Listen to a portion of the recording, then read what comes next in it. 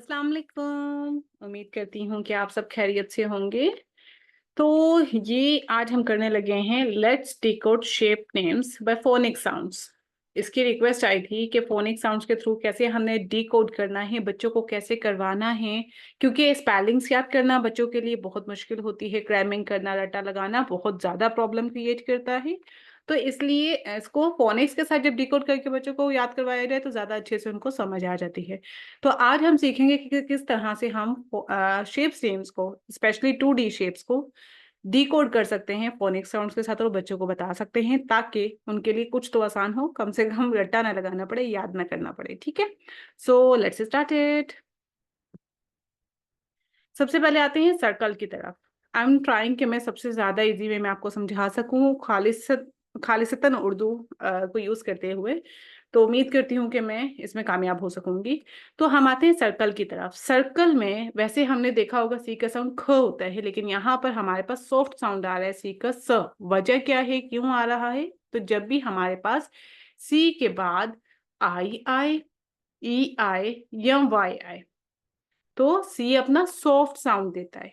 ठीक है, तो यहां पर हमारे पास क्यू के आई आ रहा है, तो सी अपना सॉफ्ट साउंड दे रहा है स। आई आर क्या साउंड बनाते हैं? आर कंट्रोल वोवल से अर का साउंड बनाते हैं स अर। अब यहाँ पर ख का साउंड दे रहा है। देखिए, सी टू टाइप्स ऑफ साउंड देते हैं, एक देते हैं हार्ड साउंड, एक देते हैं सॉफ्ट साउंड।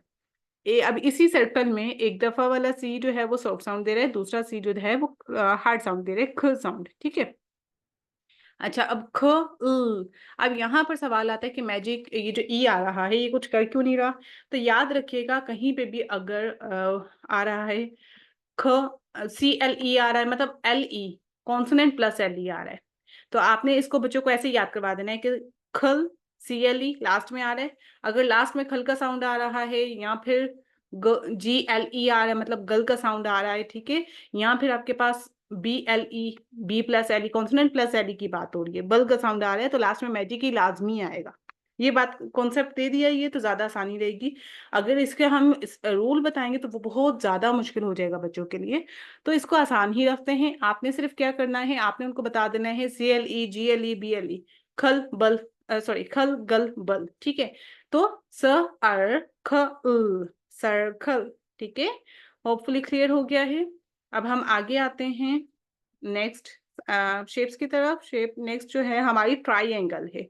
ट्राई को कैसे हमने किया ये देखें। थ आई, आई यहाँ पर अपना नेम बता रहा है, क्योंकि यहाँ पर ये हमारे पास एक ओपन सिलेबल है। ज्यादा डेप्थ में नहीं जाएं, इसको जस्ट ऐसे ही रखें। थ आई, आई अपना नेम बता रहे हैं। और यहाँ पर है ए, ये देखें थ आई ए। अच्छा, एन और जी का साउंड बनाते हैं। ये बात भी बच्चों को बताएं ताकि जब रीड करें और डिकोड करें तो उनके लिए आसानी रहे।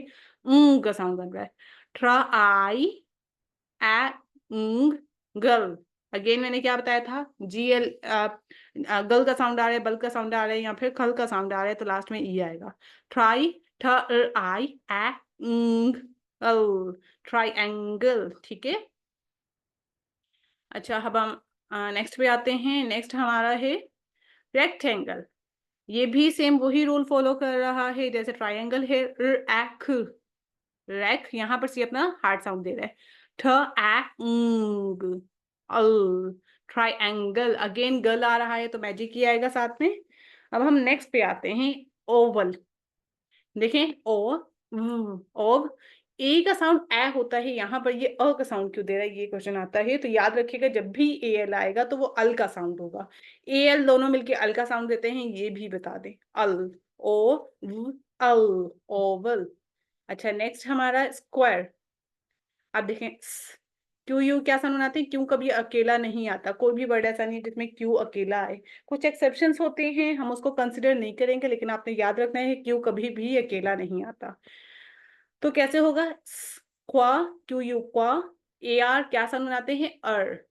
ठीक है, स्क्वायर, स्क्वायर, स्क्वायर, लास्ट में मैजिक ही आ गया, square. Now next is pentagon.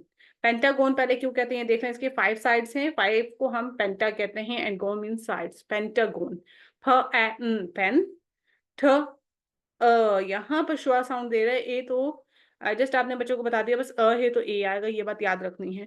अच्छा, एक और तरीका होता है स्पेलिंग से याद करवाने का। अगर तो आपके बच्चे को ये वाला कहाँ पर अ देने, कहाँ पर क्या देना है ये याद नहीं रहता, तो आप कह दें, आपने कैसे करना है, पेंटागोन। ऑल्दो ये पेंटागोन नहीं है, पेंटागोन है, लेकिन बच्चों को स्पेलिंग हमने क्या कहना है, अगर आपने पेंटागोन लिखना है तो आप लिखेंगे पेंटागोन। फ ए न थन थ ए थे ग ओ न गॉन, पेंटागोन। गलत प्रोनाउंसिएशन है, लेकिन साथ में उनको करेक्ट भी बतानी है, ये उनको स्पेलिंग लिखने में हेल्प करेगा कि अगर आपने पेंटागोन लिखना है तो आप पेंटागोन लिख लें, ठीक है। हाँ, आगे आते हैं, it's complete. Okay, thanks for watching and do subscribe the channel. और यहाँ पर भी मैं बता दूं, इंशाल्लाह उर्दू फोनिक्स कोर्स से स्टार्ट होने वाला है, जिसमें हम हरूफ तहजी से स्टार्ट करते हुए तख्लीकी लिखाई तक का सफ़र करेंगे। That will be free on YouTube. But remember कि अगर आप लोगों की स्ट्रगल मुझे देखी, एफर्ट्स देखी, आप लोग सीखना चाहते हुए मुझे व्यूज़ मिले, तो कोर्स फ्री रहेगा। अदरवाइज जो हमारे पेड पार्टिसिपेंट्स हैं उनके लिए ये प्राइवेट कर दिया जाएगा, पब्लिक नहीं होगा। तो कुछ फ्री में मिल रहा है तो कदर करिएगा, ये पेड कोर्स है जो फ्री में मिलेगा, ठीक है। तो वो उसको वैल्यू समझिएगा और उसकी कदर करिएगा, ताकि वो आपको फ्री में मिलता रहे। जज़ाकल्लाह for watching, share it with others as well, जिनको ज़रूरत है इसकी, जिनको ज़रूरत है डिकोड करने की शेप्स के नेम्स को, ठीक है, ताकि बच्चों के लिए भी आसानी रहे इसको याद करना। अल्लाह हाफिज़, सी यू इन नेक्स्ट वीडियो इंशाल्लाह।